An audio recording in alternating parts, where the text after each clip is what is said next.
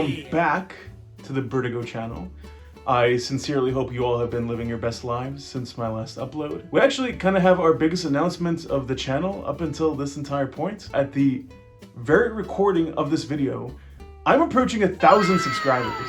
I don't necessarily know what to say. I mean, I would have thought that like even 100 was an absolute blessing, and it was. But this is insane. 1,000 of you. Yeah, that's absolutely crazy. I can't thank you guys enough for watching this silly little content.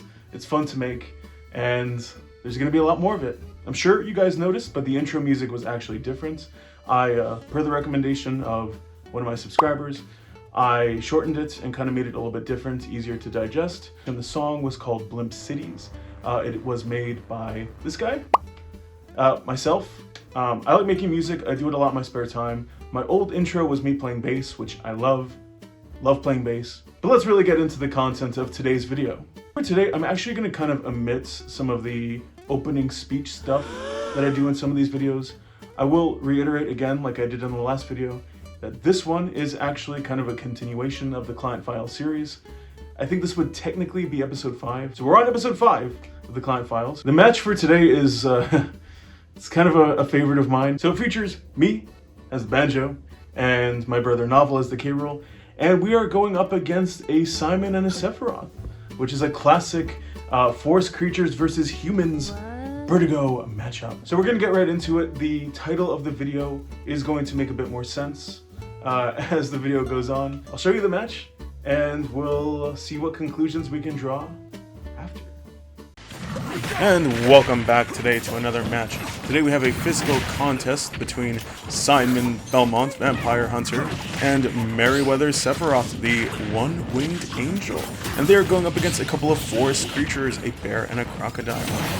Now, the bear starts off with a Wonder Wing and is successful, and Merryweather Sephiroth taking major damage, losing a stock there.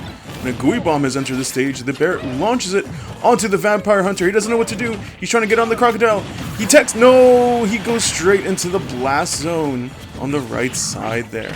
We got another explosion. And speaking of explosions, this appears to be some nuclear warehouse looking place, as the crocodile loses a stock too on the left side of the blast zone. Sephiroth, normally a sword fighter, actually has picked up a gun. Can he make good use of it? He drops it. The bear charges a shot. Sephiroth, with his impressive sword there, is able to avoid catastrophe as he attempts to make further good use of this gun, a foreign weapon for him. Power Block seems to do some damage, knocks them both off the stage, and then Lion Solgaleo is summoned. He locks onto Simon and unfortunately takes him out. Sephiroth just has to not... He just had to not get in the way there, but unfortunately he does get in the way as the lion saw his prey, and it was the Vampire Hunter. Sephiroth unfortunately did not know that and tried to get away. Simon there with a good catch of the sword, very impressive. And Sephiroth, ooh, Banjo underestimating the length of Sephiroth's impressive sword there, rookie mistake, as Banjo, low IQ move, gets a bomb on his own teammate there.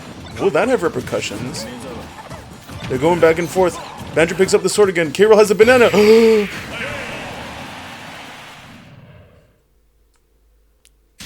And unfortunately, the humans die by potassium. Leave it to the forest creatures to do better with the banana.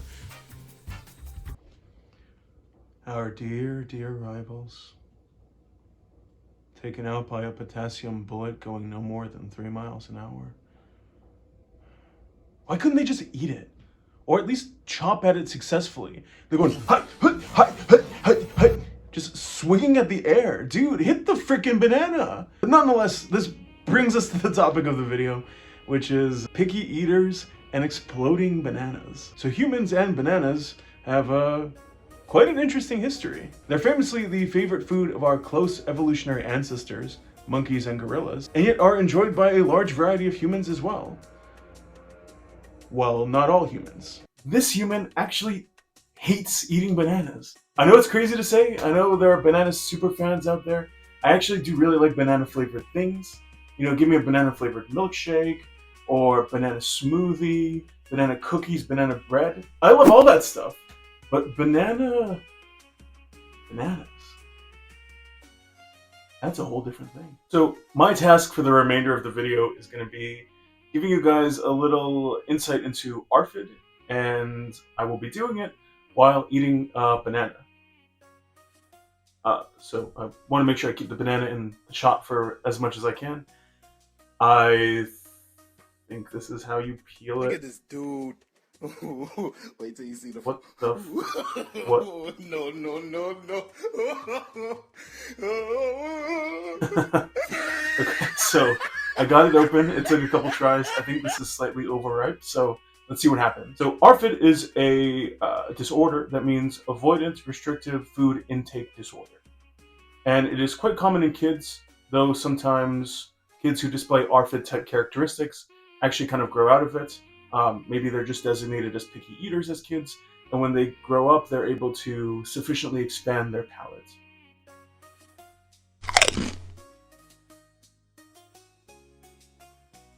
ARFID is characterized by a specific aversion to a food or a specific type of foods.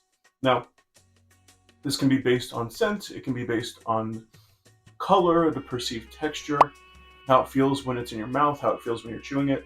Historically, for me, one of my problems with bananas is mostly the textural thing. And sometimes it's not even necessarily aversion, so to speak. Sometimes the part of your brain that would otherwise register something as food or edible does not register that thing as food.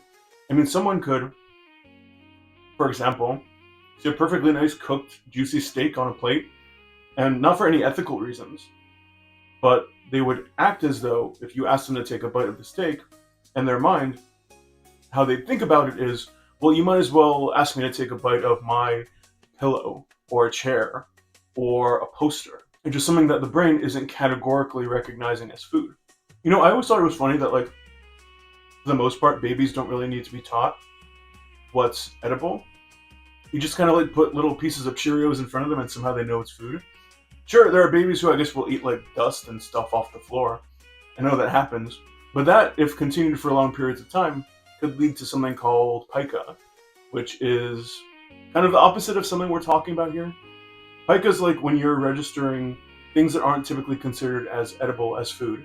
For some reason, you think it looks appetizing to you, or you imagine it would taste good. And obviously that can lead to big problems if it leads to digestive problems or malnutrition. So, ARFID is actually becoming a lot more popular in the US, and I'm not necessarily surprised. I mean, a lot of us are trying unique, new, specific kinds of diets.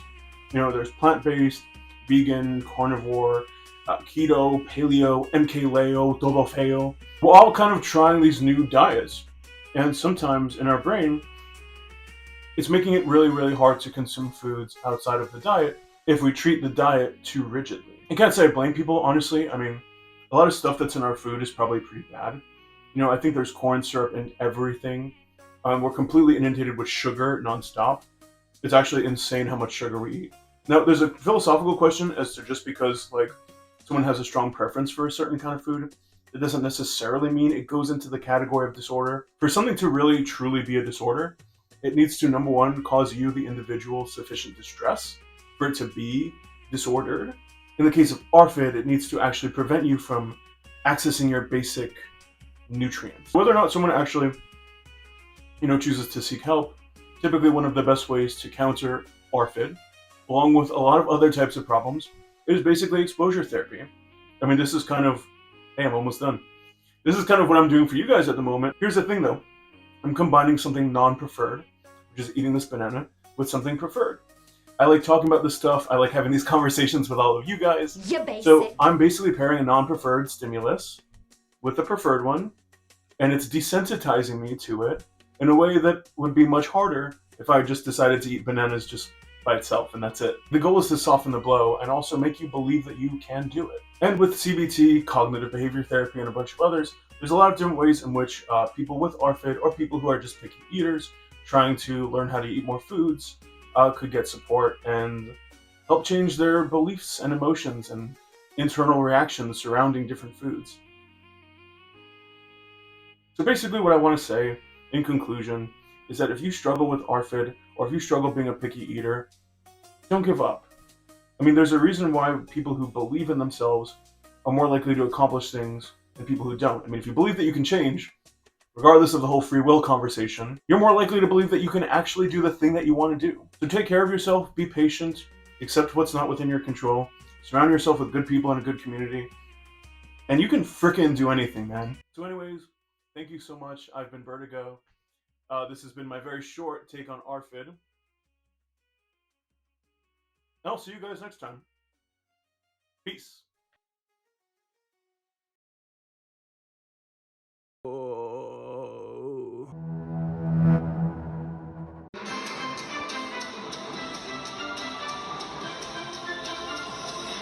Ugh, you hedonistic, disgusting forest creatures. You chose the wrong day to pick a fight with the one-winged angel and friend. Prepare to face your demise, soulless automatons. Ha ha ha. I must admit your item selection is admirable. But our opposable thumbs and superior intellect will surely bring about your downfall. Simon, please tell me that's just a giant pimple on your leg there? Oh god, it's a bomb! Hurry, quick! Get it on the fat green one! Oh god, it burns! Oh, but this is nothing compared to what my impressively sized sword will do to your spines. Sweet Simon, it appears my normal weapons arsenal won't be enough against these two. We have to get creative here. Are you trying to take my gun, you Simon, this is our chance. These fools have mistaken a banana for a weapon. Oh, don't they know I used to cut up little pieces of banana into my Special K when I was a kid every single morning? And it looks ripe too. Oh god, oh, what is that? The texture, the taste, oh god, that's not what I remember at all. I should have worn a shirt today. Just make it.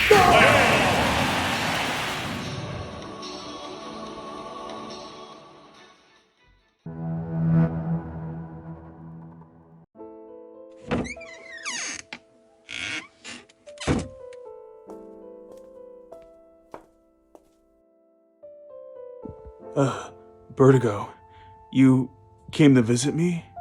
I did, Sephiroth. I saw you watch my video, and I heard you've been taking things pretty hard.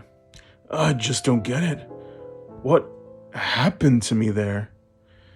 We change in often unexpected ways as we get older, Sephiroth. I know, but a banana? Given my powers and strengths, I can't believe something so ordinary brought me down. I used to love them. How did you eat the banana in your video? Well, Sephiroth, first I'd say that I've never had ARFID and wouldn't compare my own struggles to someone who has, but, I didn't let a couple little textural issues bring me down. You just sometimes need the right motivation and the right care, and hell, my motivation was I wanted to make a stupid little video for YouTube. I suppose you're right. I've been avoiding the produce section at Whole Foods lately. I guess now I'm not eating too much of any other fruit because of this. I guess you were right. It's really starting to cause me distress. Just go at your own pace.